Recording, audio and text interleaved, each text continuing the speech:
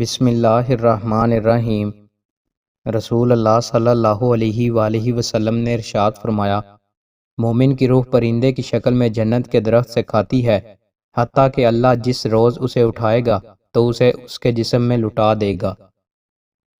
رسول اللہ صلی اللہ علیہ وآلہ وسلم نے ارشاد فرمایا، اس ذات کی قسم جس کے ہاتھ میں میری جان ہے، البتہ قریب ہے کہ ابن مریم عیسیٰ علیہ السلام تمہارے درمیان ایک عادل حاکم کے طور پر نازل ہوں گے۔ وہ صلیب توڑ دیں گے، خنزیر کو مار ڈالیں گے، جزیہ موقوف کر دیں گے، اور مال کتنی ریل پیل ہوگی کہ اسے لینے والا کوئی نہیں ملے گا، حتیٰ کہ ایک سجدہ دنیا و مافیہ سے بہتر ہوگا۔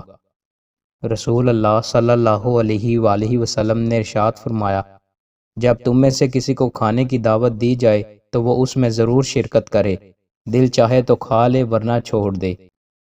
رسول اللہ صلی اللہ علیہ وآلہ وسلم نے ارشاد فرمایا، جو شخص ہوش و الحانی سے قرآن نہیں پڑھتا وہ ہم میں سے نہیں۔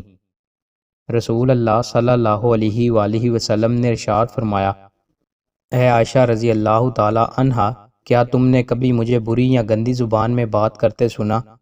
یاد رکھو قیامت کے دن وہ لوگ اللہ کی نظر میں سب سے برے ہوں گے جنہیں لوگ علیحدہ کر دیں، ان سے کنارہ کر لیں تاکہ ان کی فحش زبان یا گناہ سے اپنے آپ کو محفوظ رکھ سکیں۔